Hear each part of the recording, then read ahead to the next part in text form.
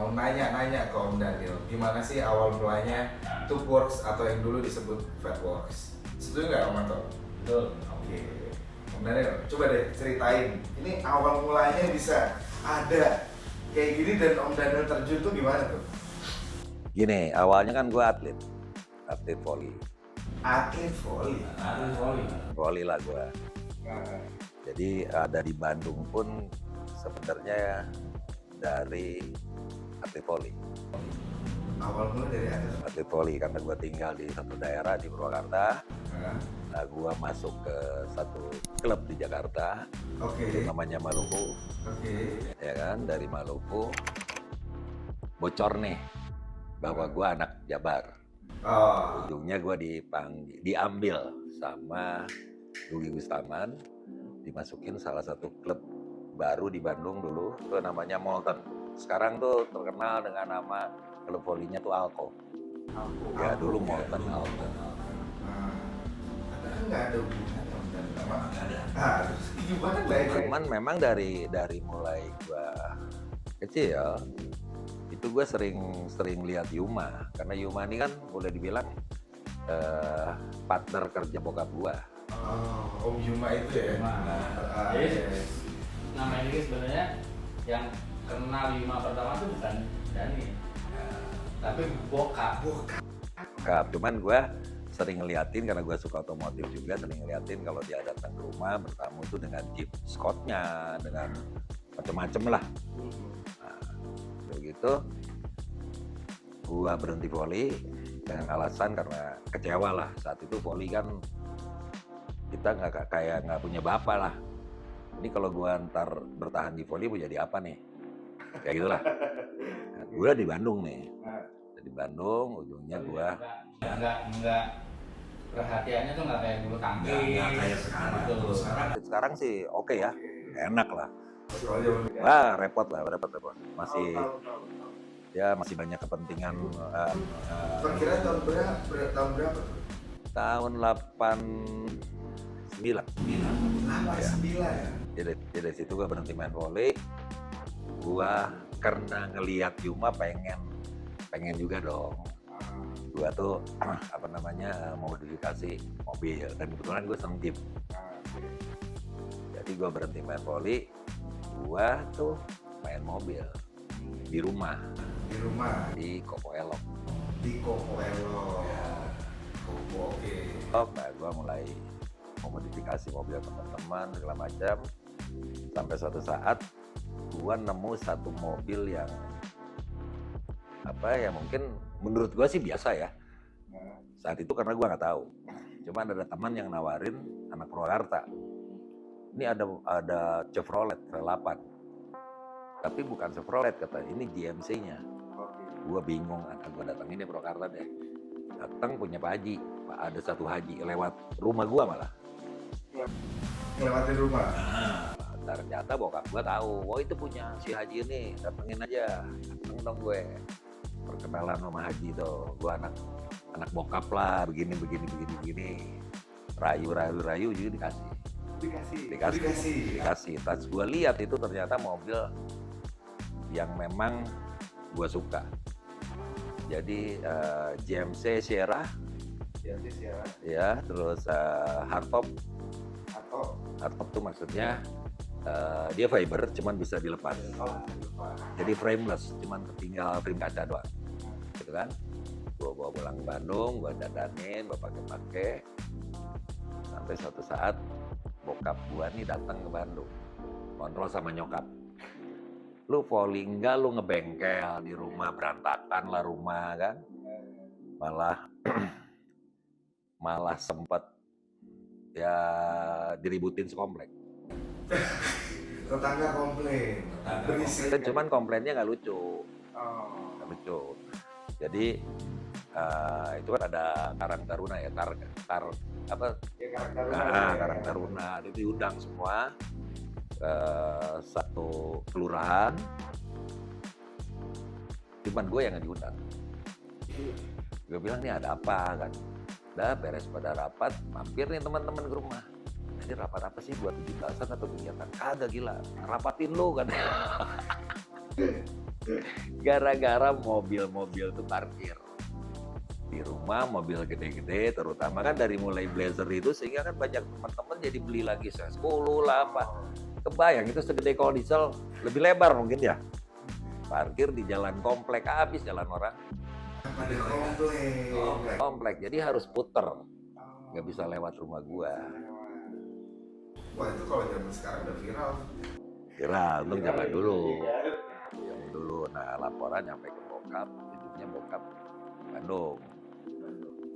Lu kalau gini-gini aja, mendingan lu kerja sama temen gue. Siapa? Yuma. Gue inget. Oh, dalam hati gue juga seneng gara-gara Yuma nih, lihat Yuma dulu nih. Mau nggak lu? Gue bawa ke Pondok Labu, rumahnya masih di Pondok Labu. Mau. Berangkatlah gue ke Pondok Labu, ngobrol sama Yuma. Hari itu juga gue ditinggal. Hari itu juga. Hari itu ditinggal. Nggak dikasih kesempatan. Entah ngomong apa tuh bokap sama Yuma, nggak ngerti deh. Pokoknya, ini kamar lu nih, ini kamar Dennis, ini kamar Desti. Lu di lantai 2 deh, lu di istirahat situ deh. Tiap hari gue di bengkel, liatin gini. Nah terus, Yuma tuh punya Blazer.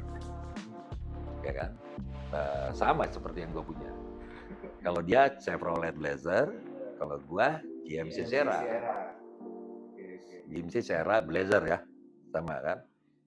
Nah, terus gue liatin, mobilnya ngejogrok. Kenapa ngejogrok? Gue bilang, ini mesinnya gue dapat dari siapa? Berarti temennya yang ngasih. Ya gitu kan, mesinnya mesin big block. Oh big block. Pokoknya V8. Nah, terus gue ngomong, gue juga punya gini. Masa lu punya? Dari mana lu? Ada di Bandung. Dah, gue nggak tahu Yuma itu saat itu sedang merintis otomotif. Ya, bengkel kan. Nah, jadi sering-sering udah dekat sama AL, sudah dekat sama semua lah. Oh, iya. Gue ini anak bawang kan, nggak ngerti gimana Yuma nanya sama gue, mobil lu mau dijual nggak? Gue bilang, lu beli berapa? Gue bilang kan buka-buka. Ya dengan harga yang menurut gue juga nggak gue lebih-lebihin, tapi masuk akal lah. Di bawah 20 juta kok. Di bawah 20 juta. 89. Ya.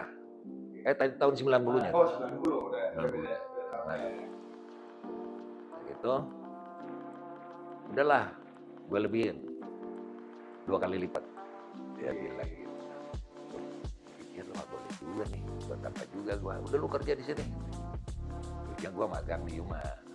Belajar dan itu gue kenal sama Askar Kartiwa, kenal sama Boy, kenal sama Tinus, Haris Sanusi, banyak lah. Dan mereka kan saat itu masih dari zaman HCI ya, masih aktif tuh. Jadi ngumpul di Pondok Labu tuh memang benar-benar buat gue tuh sesuatu yang apa ya, udah kayak surganya Jeep lah gitu kan. Hari-hari kan Jeep keluar masuk gitu kan. Nah dari situ mobil dibeli sama, bukan dibeli sama Yuma, dibeli sama otomotif. Gitu. Si yang sekarang jadi Gajah Monster. Dia GMC Sierra. Oh GMC Sierra. Ya itu. Ya itulah barengan dia. Karena gua di Yuma ujung-ujungnya ya karena hobi. Gue juga maksain pengen punya mobil loh. Duit itu gue jadiin mobil. Beli Nissan ya gue ya. Nissan Patrol KB. Karena masuk di saat itu lagi musim-musimnya ban 40, ya kan 39, 44. Cuma ngomong lu jangan gedean deh. Jangan pakai 44, gue pakai ban 42. Duit ada ya nggak? Dari jual Blazer itu. Pola gua kebangun. Bangun, ujungnya diajaklah sama otomotif untuk bikin tim. Oh, that's why Om Anto mulai tuh kayak amplop sama perangko deh. Udah. Tim Gilas Otomotif. Tim Gilas. Iya. Udah kayak monyet sirkus kita. Kemana-mana. Bareng tuh bertiga tuh. bertiga kemana-mana itu. Iya. Jadi sebenarnya pelopornya Gilas Mobil di Indonesia tuh yaitu Dani 5. Dan gua kenapa dipaksa masuk? Gua sebagai mekanik untuk jadi pawangnya sih 3 mall. gitu. Oh, oke. Gua bilang sama dia, Nil, gua nggak tahu nih mobil, gitu kan. Yang gua kepegang nggak sama lu, dia tanya. Kepegang. Beat lo kepegang nggak? Kepegang. Tapi kalau ada masalah, gua nggak tahu di mobil. Oke. Lu harus ikut gue. Langsung masuk Udah cemplung tuh. jalan ya. Mana-mana Surabaya paling sering, Bali, sampai Medan. Sampai Medan. Banyak sirkus gue bilang mana sih?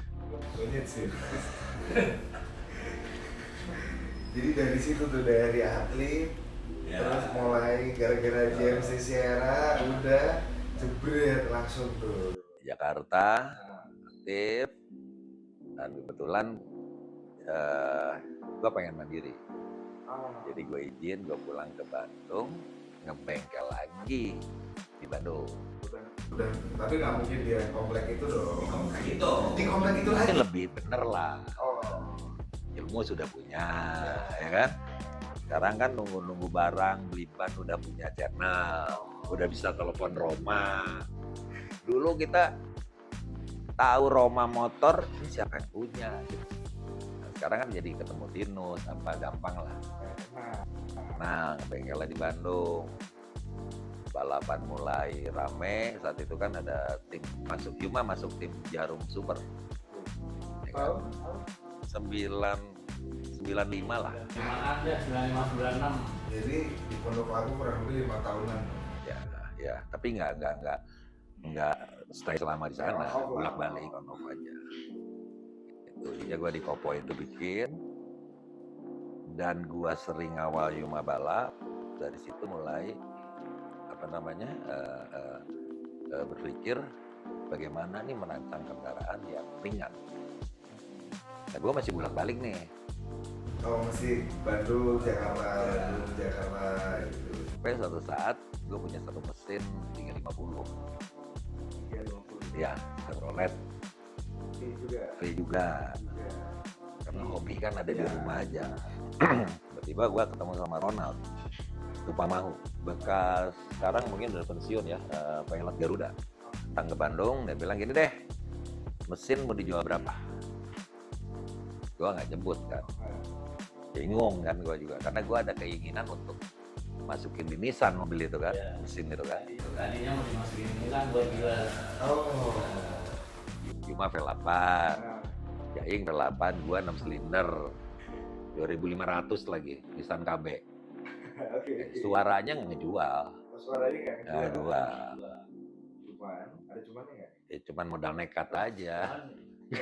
Jumping terbang gitu kan. Dan itu kita sebetulnya risikonya lebih tinggi ya waktu itu main kayak gitu, karena teknologi suspensi kan belum ada kayak sekarang.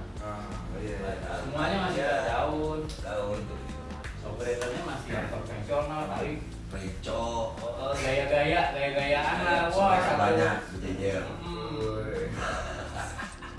Tiap sisi harus 2 gitu. Padahal nggak ada 2 biji. Nice. nggak ada stick Ada yang fungsinya. pasang 4 gitu. Wih. Waduh, keren. Dagang. Dagang. Itu udah di full, itu masih di Kopo dong ya? Masih kompor. Masih di Kopo. Nah ujungnya ketemu sama si Ronald, karena gua nggak nyebut harga.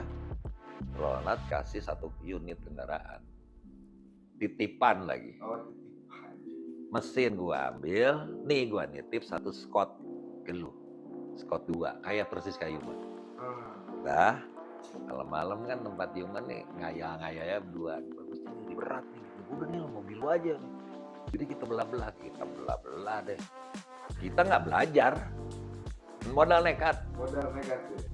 Jadi di bengkel Yuma gua kupas tuh kulit-kulitnya, sisa chassis doang. Nah, dan saat itu kan bending belum punya di tempat.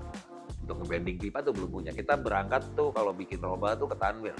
Oh, Tukang knalpot. Iya. Tukang knalpot. Iya. Nah, gua ada Jack Mali, banyak lah teman anak kan. Dah, geret sana, mulai nanya, mobil gua kapan dimulai? Ya, ayo kapan om? Besoknya gua kesana, om, kita mulai dari mana? Ntar gua bawa Scott Yuma, pinjam Scottnya Yuma bawa ke sini. Masih bingung. Gua sama Yuma, ini kita mulai dari mana ya? Karena kan udah nggak habis. Udah habis. Udah habis kan? Tinggal chassis doang. Udah kekupas-kupas. Pusing nih gini-gini. Ini tempat mau dipakai. Si orang Tanwir bilang, karena banyak kerjaan. Lu tarik dulu deh, tarik dulu. Geret dulu. Geret deh ke bengkel Yuma. Yang di Pondok Labu. Masih Pondok Labu. Masih Pondok Labu ya. Geret ke sana. Datanglah Ronald. Nanya, mobil gue mana? Yuma kabur. Gak tanggung jawab. Gue sendirian tahu tuh Daniel tuh. Dicecar udah gue kurungin terpal tuh. Cuma kan dia lihat bekas potongan-potongan bodi gue. Kelihatan tuh. Gue mau nanya sama lo, mobil gue mana? Itu. Lu apain tuh mobil gue? Dibuka tepau ngamuk. Wah, itu. Lu kalau mau duit ngomong katanya. Kan gue udah bilang titip. Ngambek aja gue. Ngambek. Nah, gue pulang ke Bandung. Gue berpikir, ini nggak bisa main-main nih, harus serius nih. Ya kan? Gue harus berbuat sesuatu nih. Nah, kebetulan gue ada Toyota. Gue belah sendiri Toyota itu. Jadiin mobil tubular. Tubular pertama gue itu yang dipakai Yuma. Tubular pertama Ya, dipakai mobil Yuma balap beberapa kali juara nasional di Jarum. Ya kan? Yuma bantu soal suspensi. Wah, ini harus gini, sudut breaker harus begini, per harus gini, karena dia yang coba kan, gue yang ngerjain. Tuh, mulai dari situ, teman datang bikinin, ini datang bikin masih di Kopo. Enggak, lebih rapi lah. Kita bikin mobil, cuman berisik doang. Kalau berisik jam 6 kan selesai kan. Kalau benerin mobil, lu bayangin aja, benerin mesin. Ya, ada yang ngecat tengah jalan, ada yang udah deh. Gue cari tempat ke Gading Regency. Ya, itu tahun 2000 ya. Ya, 2000 pas. Itu di area mana tuh? Di Bypass Soekarno-Hatta. Ya, perumahan Gading Regency, cuman di Bandung. Cuman dia ada basement ke bawah, dan itu yang gua pakai tempatnya. Iya, lebih enak lah. Kayak parkiran. Iya. Mulailah bikin mobil, ada beberapa Ido kan, Ido Derajat, gini gue banyak lah. Nah, dari situ mulai nggak ada kampung nih, ya kan? Pindah gue ke Padalarang. Pindah Padalarang. Gapu. Apa namanya? Tagogapu. Gapu. Oke. Tagogapu. Kalau dulu jalan Purwakarta belum ada tol, kan lewat jalan itu Padalarang tuh kan. Nah, begitu keluar Padalarang, turun tuh. Nanti itu ada Tagog, namanya Tagogapu. Nah, begal dari situ. Dari situ lah. Ya, dari situ sampai 2007. Sampai 2000, lama juga dong ya. 7 tahun dong. Ya. 2007 karena tempatnya dipakai sama yang punya, ujungnya kita nyewa di sini. Nyewa sini. Di sini nyewa dulu. Sewa dulu lah. Nyewa, mulailah ada pekerjaan. Nah, terus kenalah sama satu bos Kalimantan. Kenal karena bikin mobil. Karena memang saat itu Kalimantan juga sedang mulai main mobil. Nah, gue mulai kerjain kendaraan-kendaraan, UTV-nya punya Haji Sayu. Oke. Nah, Itu mulai berkembang. Nah, dan mulai lebih berani lah, tempat lebih besar. Kan? Nah, cuman yang serunya di bidang pekerjaan gue ini, gue mungkin sudah hampir 4 ya bikin kendaraan untuk militer. Nah, itu juga. Ya, itu 2012 2006 itu gue bikin 2 unit untuk DNV 30T. DNV 30T. DNV 30T. Ya, T-nya tuh tubular. Jadi kendaraan militer tapi tubular. Tubular. Disitulah pertama yang dipakai sama Den Bravo. Den Bravo. Ya. Den Bravo itu yang buat event ya? Itu yang buat angkatan udara ya. Udara. Oh, udara. Nah, pindah ke sini, dari sini 2015 ya kita dapat kepercayaan juga kerjasama sama SCC untuk bikin prototipe ATAF V6. Ya, itu ada 3 unit kita kerjakan di sini. Jadi sebelum diproduksi secara massal, prototipe dibikin dulu di sini. Om Daniel yang bikin. Ya. Gila. Nah, tadi gue sempat ngobrol-ngobrol nih sama orang di belakang, sama rekan-rekan. Ada Om Daniel sempat apa tuh tadi? Ngelas sendiri bikin prototipe ya? Yang ngelas sendiri sama siapa tadi itu? Oh, yang lu bikin mobilnya siapa tuh? Mobilnya siapa tuh? Yang Ini. Yang di Ada Kopo, itu di Kopo. Oh, itu di Kopo. Kopo. Benar di Kopo. Iya. Iya, ngelas sendiri. Karena sendiri, nge-painting sendiri. Itu jadi dari situlah udah mulai sampai sekarang ini. Ya. Jadi karyawan gue juga sama-sama tadinya helper gue semua. Kadang gue turun sendiri kan. Iya. Kita kerja, bawa keluarga, latih. Itu mereka nggak ada yang sekolah. Ada satu yang bisa baca gambar karena memang dia sekolah SM. Itu Ato. Itu bisa jadi baca gambar yang secara engineering ya. Dan dia bisa baca. Bisa kerjain. 2016 bikin prototipe. Setelah itu bikin lagi nggak tuh? Bikin lagi di 2018 2018. yang kebetulan tempat kita bawa ke Indodefense. Indo Defense. Ya. Oh, ini ya, exhibition ya. Pameran. Nama mobilnya Bima M31. Ya. Bima M31. Oke. Jadi M ini dari dulu memang nama yang sudah kita siapkan bebarengan dengan Pak Surawadi saat itu, masih Majen saat itu ya, dia menjabat di bukan cover ya, infanteri ya di sana ya. 2018. Kenapa M? Karena memang itu adalah Maung. Sebenarnya Maung 31 itu kan infanteri. Itu 2018. Nah, berlanjut 2019, saya dikasih kepercayaan juga untuk membuat prototipe lead bank dari infanteri untuk meneruskan pekerjaan M31-nya. Dan itu yang jadinya sekarang jadi Maung Pindad ya. Mau pindah. Ya. Kayak gitu. Jadi dari situ yang mana bikin prototipenya, yang mana sekarang jadi mau pindah ya. M itu sudah lama. M itu udah lama. Sudah lama dari 2018. 2019 barulah itu mau. Disebutin Maungnya dipertegas lah. Mau itu bahasa Sunda kan? Ya. Ya, itulah apa? Maung tuh kenapa kita sebut Maung tuh harimau. Ya kan, harimau Siliwangi lah karena di Jawa Barat kan. Kayak gitulah. Sampai sekarang, nah terus 2019 Maung, 2020 saya bikin apa namanya DIY. Garuda Indonesia 1. Garuda Indonesia 1. Itu kerjasama sama PT Dipo. Sleepy, Mitsubishi. Betul. Nah, itu hanya bentuk prototipe aja. Itu dan ke depan ini mungkin kita akan kerjasama lagi untuk bikin satu lagi, bukan Kerantis tapi. Bukan Kerantis itu kan kendaraan taktis, kayak Maung gitu-gitu. Lebih ke kendaraan angkut personil. Gitu. Kenapa harus angkut personil? Problemnya karena kalau kita bikin Rantis, itu kan mobil jadi mobil. Iya. Ya kan?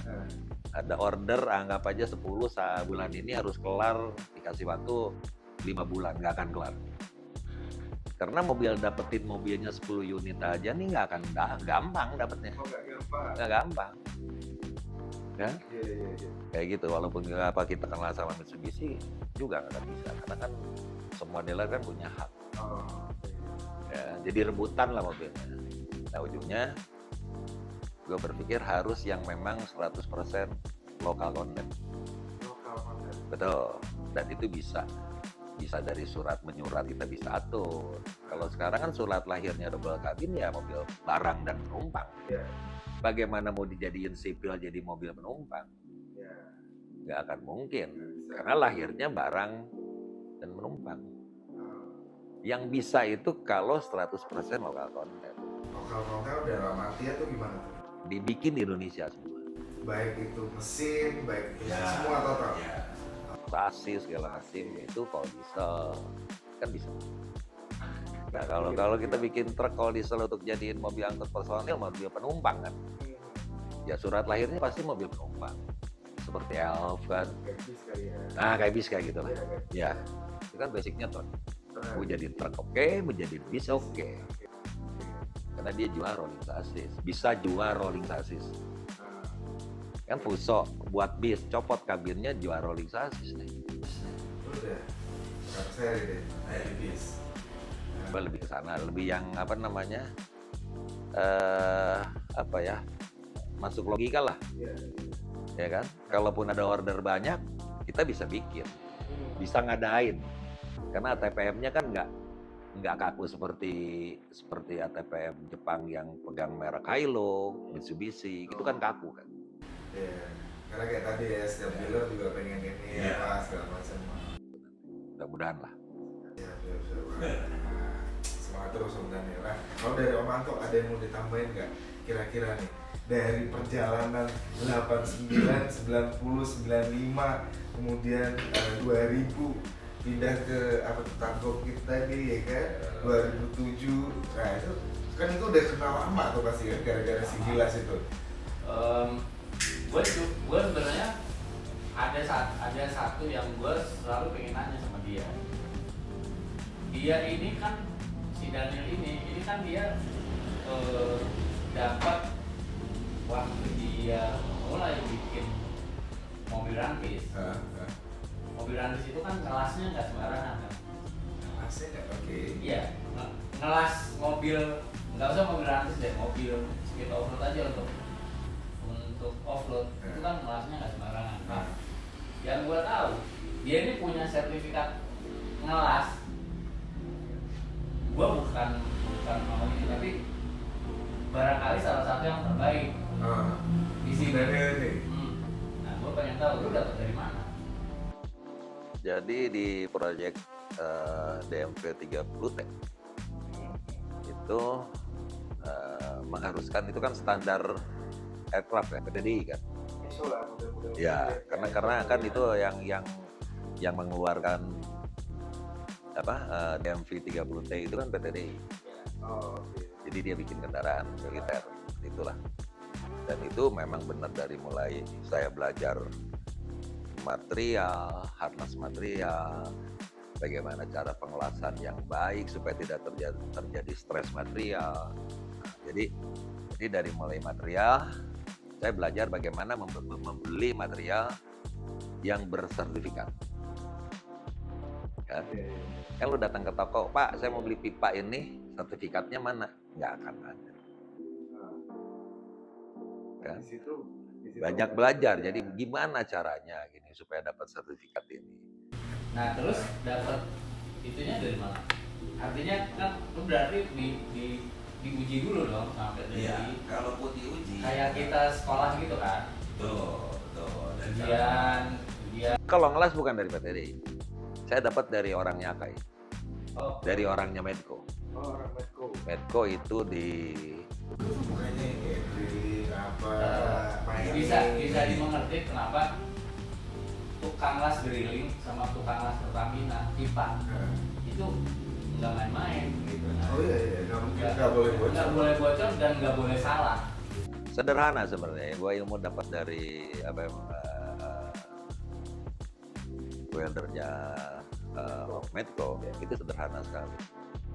Dia sertifikatnya udah berjibun kali ya, udah bisa ngelas dalam air segala macam kan. Sederhana aja. Ngelas itu bagaimana kita menulis bagus, menulis cantik waktu di sekolah. Nulis halus. Nulis sambung ya. Nulis halus. Jadi kalau Ngelas benda di sini, lulas di sini, jamin nggak akan benar. Jadi yang benar ngelas itu hadepin ke muka, tangan seperti nulis, di mana dia harus mulai. Dia mau ke sana atau mau ke bawah. Itu aja sederhana. Kan? Sudah kita tahu ngatur semuanya kan, kita mengatur thick weld dengan filler, jarak filler bagaimana, ya kan? Terus ya tanpa mau belajar, tanpa mau menghadap benda, nggak akan pernah bagus. Lu tanda tangan buku lu di sana bisa nggak? Nulis deh, Sob. Nulis bagus. Mau nggak mau kan harus di hadapan mata lu. Seperti itu lah gitu. Sangat sederhana, masuk akal. Dari situ gua lakukan, sehingga pada saat kita diharuskan tes, mereka kan mengetes kita, ya kan? Dan mereka kan punya report sendiri, bagaimana nih anak kelasnya, bagaimana dia menentukan material. Nah, kita belajar, dan scoringnya, itulah gitu. Dan itu gua terapkan semua sama pegawai di sini. Nah, itu tadi ngelas, ya kan? Satu lagi, tolong sebutin ya, mobil yang mana yang lu bikin paling lu suka, puas hasilnya, dan buat gue semua mobil tuh harus kuat. betul, iya, tapi kan pasti ada yang ini nih, the bestnya nih. Susah ya, karena setiap gue bikin itu yang gue kejar kepuasannya dulu. Gue puas di A nih, besok ada B, kurang puas. Gue ulang di C, proyek C, nah itu puas lagi. Besok lagi, seperti itu. Jadi menurut gue yang namanya kerja itu nggak ada jagoan ya. Ini ya trial and error lah ya. Pasti ketemu kasus baru dia lo harus belajar. Cuman kalau lu punya dasar, menurut gue ada basic itu mudah apapun. Tapi memang nggak ada yang, iya nggak usah satu lah. 3 mungkin. Iya kan? Contoh deh, misal gini, gue suka ngobrol sama Daniel, dia suka bilang, ini gue suka ini. Nah itu yang mana? Susah ya gimana? Susah. Besoknya berubah lagi soalnya. Bikin baru udah beda lagi. Iya ngerti gue. Oke. Kalau yang lu nggak suka, terus lu gimana? Iya, gue komplain anak-anak. Ini harusnya begini. Jadi evaluasi. Dari mulai cara ngelas, bikin bracket yang terlalu tebal, ya kan? Kan kadang-kadang anak-anak bikin contoh, ini support bracket untuk body, dia pasang plat 6 mili. Nggak suka gue dong. Karena Iya, untuk apa? Ya kan? Plat 6 mili ini kan fungsinya untuk memasang body, masa plat seperti itu? Kalau terjadi impact ada apa-apa, yang bengkok pipa. Body itu kan dekat sama impact. Nabrak sana, nabrak sini. Kebayang nggak kalau lu kuatin? Roll baru robek, keangkat. Karena dia tegak berdiri kan si platnya. Gue harus akalin gimana caranya kalau ada apa-apa, itu plat tuh kalah. Ya harus plat yang lebih tipis. Cukup 1,2 mili. Untuk body. Untuk body ya. Body, untuk bracket body segala macam. Karena kalau terjadi terbalik rolling atau apa-apa, roll bar kita utuh, tidak ada saring dorong. Ngobrolin ke body nih. Ini mungkin Om Anto juga bisa nambahin ngobrolin ke body. Nah, kok tiba-tiba ini kan gue baru nih ya, gue yang gue tahu dari Om Daniel itu adalah pre-runner nih hasilnya. Ngobrolin body dari mau dari GI1, kok bisa jadi ke pre-runner? Karena mungkin gue basicnya di speed off road, ya kan? Iya. Yang namanya speed off road itu harus dihitung suspensi itu pada saat dia full bottom-in, Iya, iya. habis. Kalau ngulur gampang lah, Oh, nggak perlu ada perubahan bodi. iya. Yang namanya lagi out travel itu kan nggak ada keganggu bodi apa-apa. Iya, bisa turun ya. Turun kan, pada saat bottom-in. Dak, gitu kan. Ini kan perlu ruang roda yang bisa gerak sesuai dengan geraknya roda. Dan bukan berarti mobil itu harus diam karena nyangkut rodanya. Dia harus tetap jalan. Kalau lagi jumping Lagi gitu jumping kan. turun, di depan belok. Di mobil kan ada nggak langsung dek berdiri. Dia ada rebound. Saat cep, pelan udah belok nih. Aha. Ya kan? Itu dalam kondisi dia belum full keluar semua suspensinya. Masih lagi di dalam. Oke. Ya kan? Nah, Sekarang lu bayangin bagaimana kita bisa belok tanpa mikirin body. Nyangkut kemana-mana kan, sehingga jadi body weight dikembungin lah, diangkat itu karena fungsinya itu. jadi dari apa ya, kendaraan taktis ya, apa ya, kemudian lanjut jadi ke body, kemudian Ya jadi sebenarnya body itu kebutuhan aja. Kalau gue ngeliatnya nggak gitu jadi kedua ya. Kalau gue ngeliatnya terbalik. Gitu. Dan ini basicnya memodifikasi mobil speed off road. Bahwa kemudian dia bisa mengerjakan rantis, itu adalah buah dari kepandaiannya dia selama ini. iya. Gitu. Jadi harusnya kita melihatnya dia dibalik, bukan dari rantis. Bukan dulu. dari rantisnya. Karena sebelum rantis udah terlalu banyak Iya. hasilnya dia, benar kan? Nah, cuma memang buat anak-anak yang sekarang kayak gue sendiri kan yang tahu kan gitu kan jadinya. Betul. Kan, gitu. Cuman kan si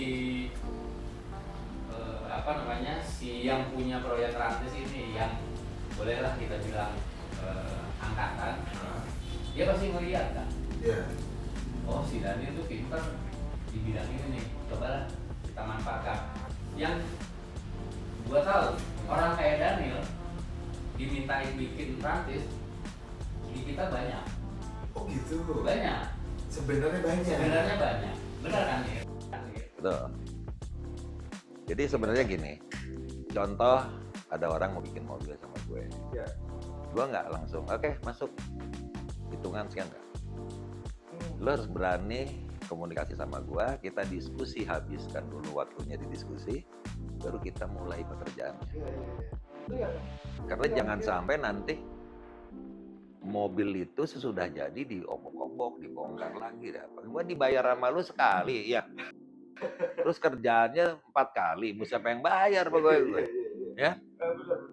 Mendingan kita ngobrol dulu lah, Iya. mateng bener, baru. Cuman kebanyakan nih di Indonesia nih karena ini baru semua. Kalau orang dipinter ini makin pinter. Dan kemauannya jadi lebih. Iya. Bukan, kita sudah ngitung budget di level Gitu. A, tiba-tiba dia mau Ke B. ya jadi A plus lah. A+. A plus lah, karena dia ngerti kan. Gitu kan. Buat gue juga nggak repot. Kalau tadinya anggap saja, suspensi lu pakai ini deh, murah meriah. Karena lu ngerti tiba-tiba, udah deh om, king aja. Bukan salah gue. Karena lu ngerti. Karena udah ngerti ya. Ngerti kan? Si user ini udah ngerti. Jadi ngerti. Dan gue nggak pelit ilmu kok. Siapa aja pasti gue ajak ngobrol. Siap. Nggak ada gue sembunyiin. Nggak ada. Iya. Dari yang gua tahu juga sebenarnya dia ini kita kan hanya melihat waktu kita masuk bengkel, kita melihat wah mobil ban gede, Iya. suspensi yang tingginya sekitar. Tapi sebenarnya lu datang, ini gue cuma punya two wheel, gue pengen modifikasi ringan buat di kebun bla bla bla, bisa nggak? Dia bisa. Lanjut. Jadi ini tuwil. iya artinya Kita ngomongin kebun, ya kan? ya artinya kan ilmunya dia itu kita melihatnya wah kalau gua nggak modifikasi kayak gitu enggak lah ke dia. Buat gua enggak. Gitu. Lu datang aja ke dia. Gua punya mobil nggak four wheel. Gua datang ke dia, Nir, gua cuma punya ini. Tolong dong mas, kenalin. Tapi kan ngomongin two wheel ya, two wheel untuk kebun. Ya, ini sebagai orang awam ya. Nggak, itu contoh aja. Oh, contoh. Contoh aja. Jadi sebenarnya yang namanya modifikasi freerunner ini nggak harus selalu four wheel. Nah, kan? Ya, apalagi Dan bukan pre-runner aja sebenarnya kan. Iya. Semua. Modifikasi SUV kalau Racunnya di Indonesia ini kan, kalau mobil lihat bannya gede itu off road, betul nggak? Iya betul. Nah, sekarang kalau misalnya Avanza lu jadi ban gede, apa dia off-road juga? Kan enggak. tapi tetangga lu bilang wah off road ya, dia nggak tahu kalau itu Avanza two wheel, karena bannya gede jadi dibilang anak off road. Jam. Gijang. Ya. Cuman sekarang gue lagi banyak gimana sih membuat kendaraan off road itu cantik, bisa ke kantor. Itu konsepnya sih freerunner itu. Itu seksi banget itu. Dalaman rapi. Nyaman nggak harus balap, nyaman apa nggak harus gitu kan. Jadi yang benar-benar nyaman, buat belanja enak, ya kan. Nah, Kondangan oke. kondangan oke. Nah, kayak tadi siang nih kita ngobrol sambil santai kan tadi di depan, ngobrolin masalah freelancer yang two wheel juga kan. Kita nyambung tuh, yang mana gue nggak tahu dan gue nggak mencari tahu juga.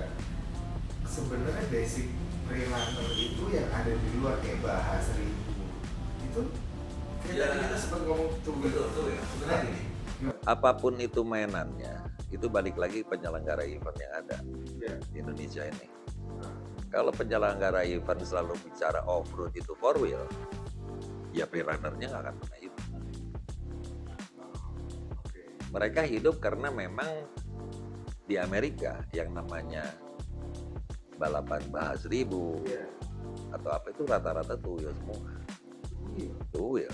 Jadi sehingga mereka punya keinginan untuk membuat freerunner. Karena yang dilihat ini kan di jalanan yang bumpy itu semua tuh flat aja ngegasnya. Rat, jumping ya jumping. Nah, mereka di sela-sela event itu selalu ada event-event tambahan. Kebanyakan toko yang bikin. Toko-toko produk, ya kan? Kan di Indonesia sebenarnya bisa dong. Ini yang namanya punya King di Bogor nih. Kenapa sih nggak di balapan lu bikin event freerunner untuk two wheels, sekedar jumping tipis lah, ya kan? Atau di mana lah ada event rally di mana, selalu ada lah. Ada selipan nih. Itu pasti komunitasnya bertambah, Mas. Karena tahun 2000 berapa tuh? Ya? Mungkin 2002 ya. Itu sempat muncul yang namanya all-terrain off-road. Itu kijang segala macam. Itu ada komunikasi kok. Kenapa? Si klubnya itu menyelenggarakan event alto. Ya kan? Asal blok. All-terrain off-road. Itu ada kijang, ada Innova, ada macam-macam. Nah, ini harus dihidupin menurut gue. Dengan zaman sekarang yang eranya sudah freerunner. Kan itu udah deket. Deket banget. Ya. Banget. Bahkan Tinus juga punya. Betul, dia punya kijang yang bergaya freerunner. Lu boleh tanya ke dia. Itu lahir pada zaman alto itu. Sekarang kan saatnya harus mulai ya harus hidup, nggak harus gue mau off-road harus four wheel, gue harus kan jadi Nah, mana? itu banyak. Ya, apalagi di Jakarta sekarang ada pagerangan, itu bisa dipakai kan? Jadi banyak pikiran orang awam tuh ya kalau mau off-road ya harus four wheel kali 4 lah kita kan nyebutnya kan. Kalau mereka pasang four wheel naik ya kita two wheel ya jumping kayak sama aja kok. Ya. Oke. Ini masukan banget, ya kan? Sebenarnya masukan kayak gini udah lama. Gue melihat berkaca dari pengalaman gue ya sebagai jurnalis itu yang diomongin sama Daniel itu harusnya dari dulu. Karena memang gitu. Harusnya dari dulu. Karena misal nih orang punya si Arfi ya yang kita lihat hari-hari. Si Arfi, oke. Fortuner two wheel drive. Nggak banyak yang tahu mobil gue itu bisa apa sih? Iya. Bisa nggak buat ke kebun yang jalannya nggak usah lumpur? Iya. Harus bisa. Harus bisa. Kenapa nggak bisa? Gitu kan? Nah itu dalam tanda kutip pendidikan atau apa ya, kita kerennya bilang pencerahan deh kepada yang punya mobil-mobil gitu tuh hampir nggak ada sekarang, sehingga mereka buta gitu. Iya. Mereka nggak tahu, oh ternyata mobil gue bisa ya. Dan banyak orang ke kayak gitu. kebun teh doang. Ya kalau ke kebun teh doang mah bisa. Gitu. Dan sebenarnya Indonesia kalau mau bikin freerunner itu waduh, komunitasnya paling banyak. Karena Indonesia ini yang paling banyak mobil lelangan sekarang itu mobil double cabin tuh. Iya. Benar. Kan? Iya. Sampai jogrok nggak keurus. Sampai nggak keurus sama kamu gitu. Nah ini kan harus dimulai. Iya. Jadi jangan yang punya double cabin jogrok terus besok cari Cherokee atau cari CJ. Kenapa nggak di double cabin? Nah itu kayak gitu. Oke. So ini benar-benar masukan buat gue.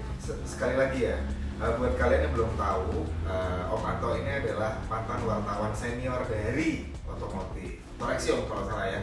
Benar ya, gitu. Oke sob, thank you udah nonton sampai habis. Dan jangan lupa klik tombol subscribe, nyalain loncengnya, dan itu lu klik tuh yang bawah ada loncengnya. Oke?